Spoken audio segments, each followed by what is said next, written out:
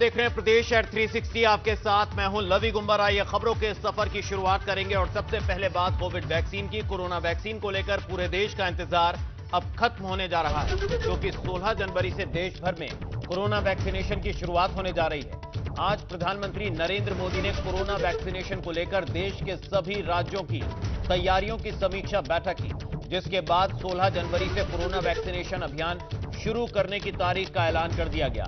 इस मौके पर प्रधानमंत्री नरेंद्र मोदी ने ट्वीट किया है कि 16 जनवरी से पूरे देश में कोरोना वैक्सीनेशन का अभियान शुरू होने जा रहा है, जो कोरोना के खिलाफ लड़ाई में भारत का एक बड़ा कदम है।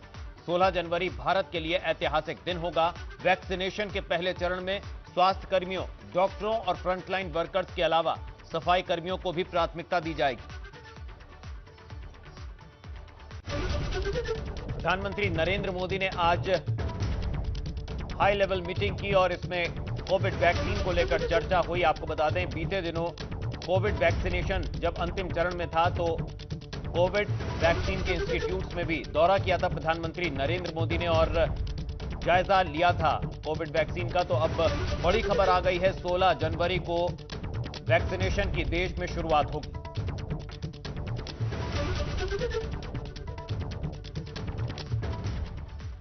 तो यूपी में कोरोना वैक्सीनेशन के पहले चरण में 9 लाख डॉक्टरों, नर्सेज और स्वास्थ्य कर्मियों का वैक्सीनेशन किया जाएगा। इसमें सरकारी के अलावा गैर सरकारी स्वास्थ्य कर्मी दोनों ही शामिल होंगे। पहले चरण में 3 दिन तक टीकाकरण का अभियान चलेगा, जिसके लिए रजिस्ट्रेशन का 99% काम भी पूरा हो चुका है। दूसरे चरण में 50 साल के ऊपर के लोग और तीसरे चरण में 50 साल से कम उम्र के लोगों का टीकाकरण होगा। लखनऊ में 54,000 हेल्थ वर्कर्स का वैक्सीनेशन किया जाएगा। कोरोना वैक्सीनेशन को लेकर सबसे बड़ी खबर, 16 जनवरी से लगेगी कोविड वैक्सीन। पहले फ्रंटलाइन वर्कर्स को वैक्सीन लगाई जाएगी। 50 साल के ऊपर के नागरिकों का भी होगा टीकाकरण।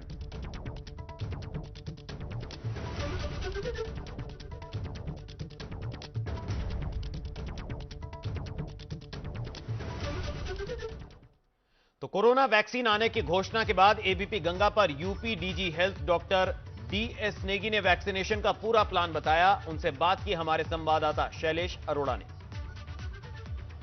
कोरोना की जिस वैक्सीन का सभी को बेसब्री से इंतजार था, अब वो कोविड वैक्सीनेशन 16 जनवरी से शुरू भी हो जाएगा। लोगों को ड्राई रन के बाद असल वैक्सीन लगनी शुरू हो जाएगी 16 जनवरी से। हमारे साथ में इस समय उत्तर प्रदेश के DG health doctor DS Negi ji मौजूद हैं। हम सीधे उनसे बात करेंगे, क्या तैयारी है उत्तर प्रदेश की, क्योंकि सबसे बड़ा राज्य है ये। सर, स्वागत है आपका। सर, उत्तर प्रदेश सबसे बड़ा राज्य है, तो सबसे बड़ी चुनौती भी आप लोग के सामने। तारीख घोषित हो गई है कोविड वैक्सीनेशन की, कितना हम तैयार हैं? पहले चरण में कितने लोगों को हम वैक्सीन देंगे, क्या स्ट्रैटेजी? देखिए, जैसे अभी आपको पता है कि कोविड के दौरान कि कैसे हम लोगों ने जो पूरे प्रदेश ने बहुत अच्छा कोविड के अगेंस्ट लड़ाई लड़ी है, उसी प्रकार से उसी तरह से हम लोगों ने कोविड वैक्सीनेशन के लिए भी पूरी तैयारी कर ली है। जैसा कि अभी खबरों में आया है कि आफ्टर मकर संक्रांति और लोहड़ी के बाद में ये 16 जनवरी से कोविड वैक्सीन रोल आउट हो जाएगी। तो उसके लिए हम लोग पूरी तरह से तैयार हैं। यहाँ पर हम लोगों ने जो हमारे गवर्नमेंट के हेल्थ वर्कर्स हैं, जैसा आपको पता है कि फर्स्ट फेज में हेल्थ केयर वर्कर्स को लगेगी, तो गवर्नमेंट के चाहे हेल्थ केयर वर्कर हों, चाहे प्राइवेट वाले हेल्थ केयर वर्कर्स हों, उन सब की लिस्ट जो है वो बन गई है और उसको कोविड उसमें पोर्टल में सबमिट हो गई है। तो ये इसके साथ साथ जो है, जैसा पहले एक बार पूरे प्रदेश में ड्राई रन हो चुका है, 11 तारीख को फिर ड्राई रन हो चुका है, तो कोई वो कोर कसर हम लोग नहीं छोड़ रहे हैं कि किसी भी प्रकार की कोई गलती हो या इस तरह का हो। तो पूरी ट्रेनिंग हर एक को, वैक्सीनेटर को, हर एक का जो काम है उसको काम को बार बार उससे पूछा जाता है कि आप किस तरह से करोगे, अगर इन केस कोई माइल्ड रिएक्शन होता है तो उसका मैनेजमेंट किस तरह किया जाएगा।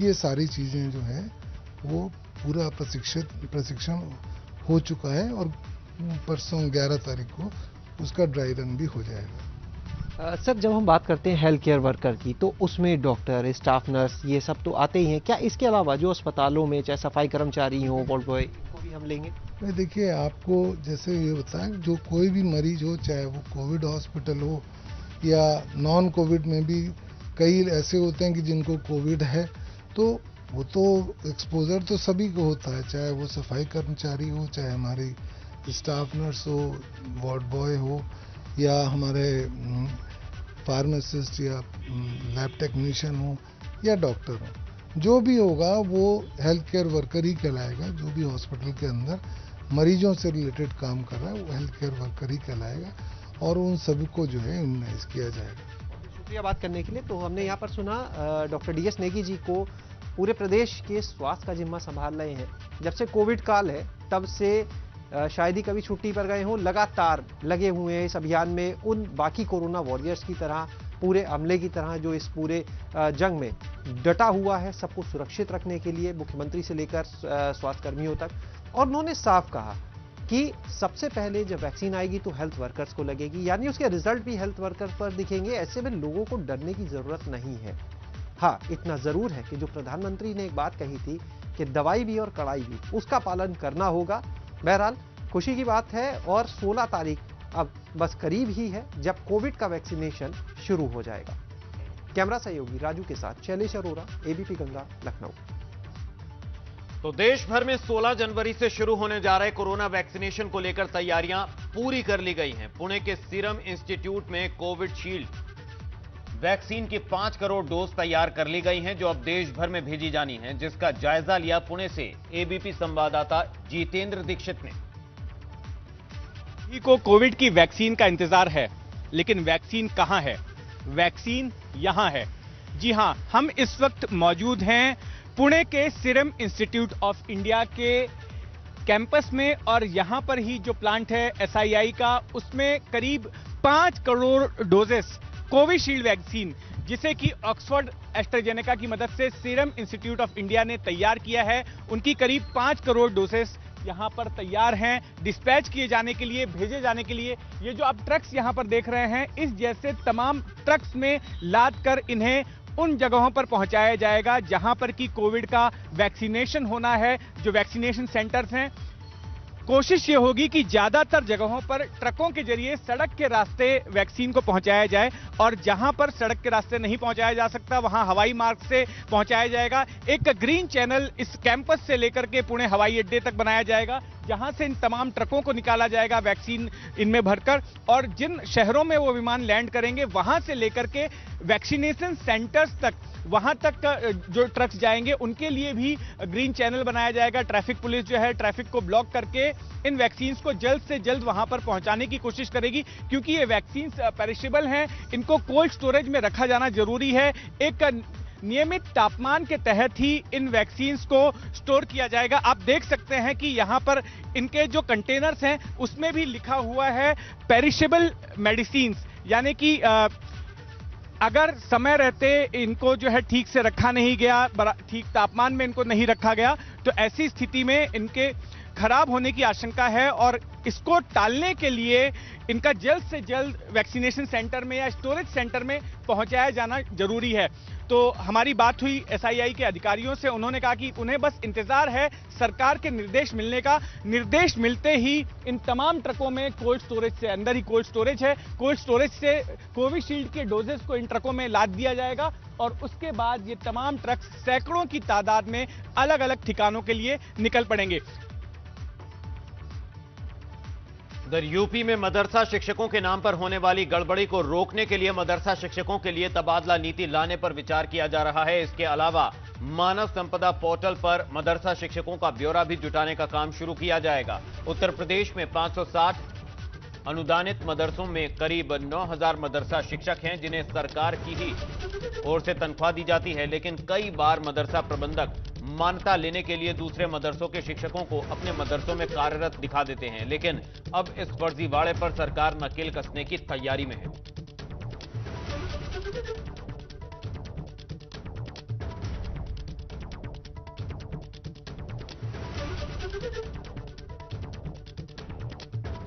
उत्तर प्रदेश सरकार मानव संपदा पोर्टल के तहत अब उत्तर प्रदेश के मदरसों में जो हो रहे फर्जीवाड़े की शिकायतें थी उस पर अंकुश लगाने के लिए हम सबका डेटा जो है वो मानव संपदा पोर्टल पर लाएंगे।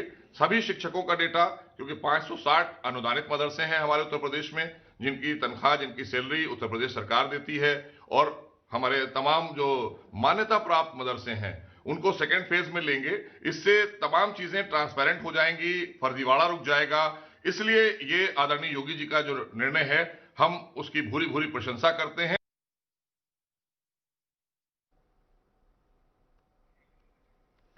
तो नई व्यवस्था से फर्जीवाड़े पर नकेल कसी जाएगी। 560 अनुदानित मदरसों में 9000 शिक्षक हैं, तो मानव संपदा पोर्टल पर ब्यौरा फीड किया जाएगा, जिससे ये गड़बड़झाला जो है उसको रोका जाएगा। वहीं यूपी में पंचायत चुनाव को लेकर भारतीय जनता पार्टी बड़े पैमाने पर तैयारी कर रही है। मुरादाबाद में यूपी के कैबिनेट मंत्री ब्रजेश पाठक ने भाजपा कार्यकर्ताओं के साथ पंचायत चुनाव की तैयारियों को लेकर बैठक की। इस दौरान ब्रजेश पाठक ने दावा किया कि इस बार भी पंचायत चुनाव पर सभी सीटों पर भाजपा जीत हासिल करेगी। उन्होंने समाजवादी पार्टी नेता अखिलेश यादव पर निशाना साधते हुए कहा कि सपा और उसके नेता समाज में विद्वेष फैलाने का काम करते हैं, जबकि भाजपा सबका सम्मान करती है और सबको साथ लेकर चलती है। पार्टी और उनके नेता का प्रथम दायित्व समाज में विद्वेष फैलाना प्रारंभ काल से रहा है। दुनिया के लोग जानते हैं और भारत के लोग, उत्तर प्रदेश के लोग जानते हैं, और उनको पता है क्या उन्होंने अपने कार्यकाल में किया है। भारतीय जनता पार्टी की सरकार गांव गरीब की सरकार है। हम सबको साथ लेकर के चल रहे हैं, सबका सम्मान कर रहे हैं, और आने वाले चुनाव में, पंचायत चुनाव में जहां जिस तैयारी के लिए हम लोग बैठेंगे, आप देखेंगे कि पंचायत चुनाव में सबकी सब सीटों पर भारतीय जनता पार्टी भारी बहुमत से जीतेगी। वहीं यूपी में 15 फरवरी को जारी हो जाएगी त्रिस्तरीय पंचायत चुनाव की अधिसूचना। बरेली पहुंचे पंचायती राज मंत्री भूपेंद्र सिंह ने कहा कि 15 फरवरी को त्रिस्तरीय पंचायत चुनाव की अधिसूचना जारी हो जाएगी, जबकि मार्च के अंत या फिर अप्रैल के पहले सप्ताह में ग्राम पंचायत के चुनाव पूरे करवा लिए जाएंगे। इसके बाद क्षेत्र पंचायत और फिर जिला पंचायत का चुनाव कराया जाएगा और मई में त्रिस्तरीय चुनाव संपन्न हो जाएंगे। त्रिस्तरीय पंचायत चुनाव को लेकर आज पंचायती राज मंत्री भूपेंद्र सिंह यहाँ पहुंचे हुए हैं, उनसे बात करते हैं। सर, किस तरीके की तैयारी है? नहीं, चुनाव की पूरी तैयारी है। कोरोना के कारण कुछ असुविधा हुई है सरकार की प्राथमिकताओं में।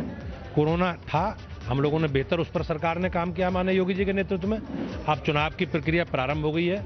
हमने जो अब परिसीमन का कार्य है, तो परिसीमन का कार्य पहले 24 जिले वो हैं जहां सीमा विस्तार में 2015 के बाद ग्रामीण क्षेत्र, शहरी क्षेत्र में सम्मिलित हुआ था, और शेष जिले ऐसे हैं 35 जहां अभी 21 तारीख को कैबिनेट के निर्णय के द्वारा नई नगर पालिका, नगर पंचायतें बनी हैं, तो सीमा विस्तार में वो क्षेत्र सम्मिलित हुआ है। 4 जिले ऐसे हैं जहां पिछली बार परिसीमन नहीं हुआ था, इस बार परिसीमन हो रहा था। परिसीमन का कार्य पूरा हम लोग 16 जनवरी तक पूरा कर देंगे, और उसके बाद परिसीमन के बाद वार्डों की जो सूची है वो इलेक्शन कमीशन को चली जाएगी। वो अपने मतदाता सूची उसके हिसाब से बना लेंगे। विभाग इसके लिए बाद 20 तारीख से आरक्षण का काम शुरू करेगा। आरक्षण के कार्य में जिला पंचायतों का जो आरक्षण होगा वो केंद्र को इकाई मानकर होगा, क्षेत्र पंचायतों का भी उसी रूप में होगा, और उस आधार पर हम लोग, मुझे ऐसा लगता है कि 15 फरवरी तक आरक्षण का कार्य पूरा कर देंगे। अधिसूचना जारी हो जाएगी। मार्च के अंतिम सप्ताह में या अप्रैल के पहले सप्ताह में चुनाव प्रारंभ हो जाएगा, समाप्त हो जाएगा, और आगे 21 दिन की अधिसूचना पर क्षेत्र पंचायत के प्रमुख का और 21 दिन की अधिसूचना पर जिला पंचायत के अध्यक्ष का चुनाव हो जाएगा। मुझे ऐसा लगता है कि संभावित में कि हम लोग पूरे चुनाव की प्रक्रिया मई माह में पूरी करा लेंगे। देखा आपने, ये भूपेंद्र चौधरी थे। इनका कहना है कि पंचायत चुनाव को लेकर सभी तैयारियां पूरी हो गई हैं और अब पार्टी अपने कार्यकर्ताओं को चुनाव लड़ाएगी। कैमरामैन नवल सिन्हा के साथ अनूप कुमार मिश्रा, एबीपी गंगा, बरेली। उधर यूपी में आम आदमी पार्टी चुनाव लड़ने के ऐलान के बाद पार्टी के विधायक सक्रिय नजर आ रहे हैं। सभी पंचायत चुनाव की तारीखों का ऐलान तो नहीं हुआ, लेकिन आम आदमी पार्टी के नेता और विधायक पार्टी को मजबूती देने के लिए यूपी में बैठकें कर संगठन को मजबूत करने की कवायद में जुटे हुए हैं। और इसी कड़ी में अमेठी पहुंचे आम आदमी पार्टी के विधायक सोमनाथ भारती ने अस्पताल को लेकर एक विवादित बयान दे दिया है। हमारा बजट 60,000 करोड़ हो गया, उस मॉडल को लेकर के हम उत्तर प्रदेश में आए हैं। हम यहाँ के स्कूल को देख रहे हैं, यहाँ के अस्पताल को देख रहे हैं, ऐसी बदतर हालत में है। अस्पतालों के अंदर बच्चे तो पैदा हो रहे हैं, लेकिन कुत्ते के बच्चे पैदा हो रहे हैं। यहाँ पे स्कूलों के अंदर ये दिखा नहीं पा रहे हैं, ये पुलिस लगा देते हैं स्कूलों की सुरक्षा के लिए। उधर गोंडा के कटरा थाना क्षेत्र के खेमपुरी कोंडरी गांव में दबंगों ने एक महिला पर कहर बरपाया। 16 दबंगों ने महिला का घर गिरा दिया और फिर कीमती सामान लूटकर भाग गए। हैरानी की बात यह है कि यूपी की वो पुलिस जो मुंह से ठाए ठाए की आवाज निकालती है, उनके सामने ये सब कुछ हुआ, लेकिन सिर्फ मूक दर्शक बनकर पुलिस वाले देखते रहे। हालांकि मीडिया के हस्तक्षेप के बाद दबंगों के खिलाफ केस दर्ज किया गया।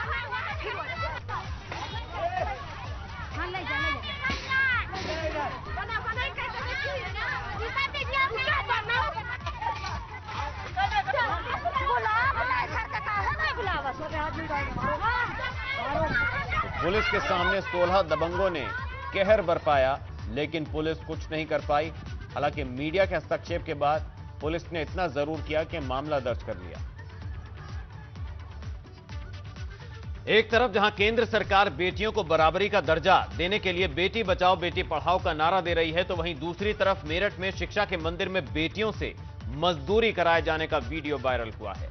यह मामला इसलिए और गंभीर हो जाता है क्योंकि कोविड संकट के बीच इस तरह किसी भी एक दम मनाही है, बावजूद इसके छात्राओं से काम कराया जा रहा है। मामले के सामने आने के बाद जिला विद्यालय निरीक्षक अब इस पर कार्रवाई की बात कर रहे हैं।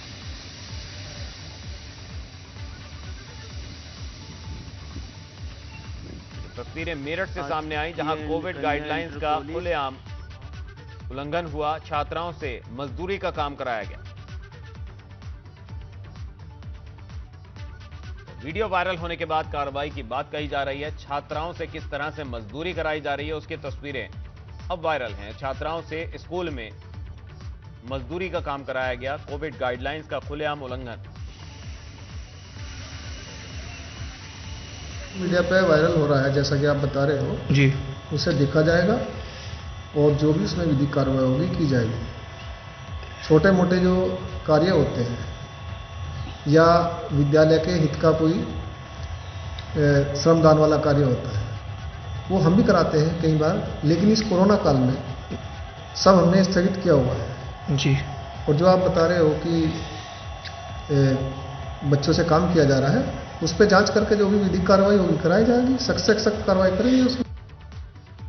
और अब खबर सिद्धार्थनगर से, जहां प्रसूता महिलाओं को दूध वितरण के दौरान बड़े गड़बड़झाले का वीडियो वायरल हो रहा है। तस्वीरों में आपको दिखाते हैं कि किस तरह से एक शख्स कैसे दूध से भरे पैकेट, बल्कि कैरेट से सारा दूध अपने झोले में डाल रहा है। और ये देखिए, दूध डालने के बाद झोला लेकर वो चलता बन रहा है। ये वीडियो उस जिले से आई है जहां से स्वास्थ्य मंत्री जय प्रताप सिंह आते हैं, जो कहते हैं अस्पतालों में मरीजों को सभी सुविधाएं दी जाती हैं, लेकिन कुछ अधिकारियों की लापरवाही से ही ऐसी तस्वीरें सामने आती हैं। ये वीडियो गांधी स्मारक संयुक्त चिकित्सालय का बताया जा रहा है, जो इन दिनों सोशल मीडिया पर काफी वायरल है।